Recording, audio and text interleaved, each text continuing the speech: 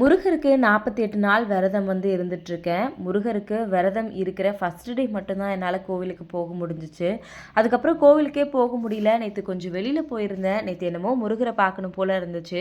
வர வழியில் அவர்கிட்ட கேட்டிருந்தேன் கோவிலுக்கு போகலாமான்னு. சரின்னு சொல்லிட்டு வர வழியில் கந்தக்கோட்டை கோவிலுக்கு தான் போயிருந்தேன். ரொம்ப ஹாப்பியாக இருந்துச்சு முருகரை போய் பார்த்தது.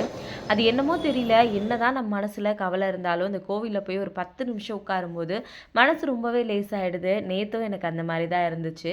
நேற்று போயிட்டு முருகரை பார்த்துட்டு என்னோடய வேண்டுதல் எதையும் நான் சொல்லலை. வெறும் கையெடுத்து மட்டும் கும்பிட்டுட்டு எதுவுமே கேட்கணுன்னு தோணலை. அமைதியாக கொஞ்ச நேரம் கோவிலில் உட்காந்துட்டு வந்திருந்தேன். ரொம்பவே மனசுக்கு நிம்மதியாக இருந்துச்சு. ஸ்ரதன் மட்டும்தான் கூட வந்திருந்தான். தேவேஷ்க்கு டியூஷன் இருந்ததுனால அவனை கூட்டிகிட்டு போக முடியல.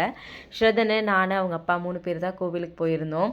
கொஞ்ச நேரம் கோவிலில் இருந்துட்டு ஸ்ரதன் கொஞ்ச நேரம் விளையாடிட்டு இருந்தான். அப்படியே திரும்பவும் வீட்டுக்கு வந்தாச்சு. இதே மாதிரி டைம் கிடைக்கிறப்பெல்லாம் கோயிலுக்கு போகணுன்னு நினைக்கிறேன்.